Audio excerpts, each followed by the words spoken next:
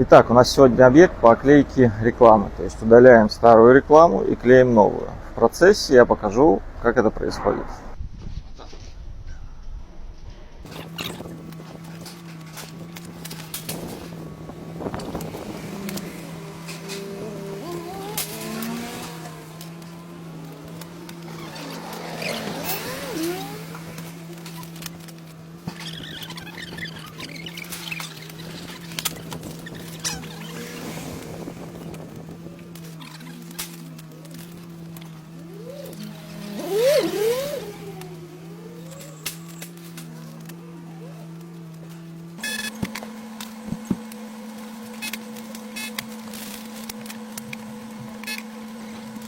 Мы закончили проект по брендированию магазина «Смак» в городе Тривьехе совместно с компанией Grand Vision. Grand Vision изготавливает наружную рекламу, любую рекламу.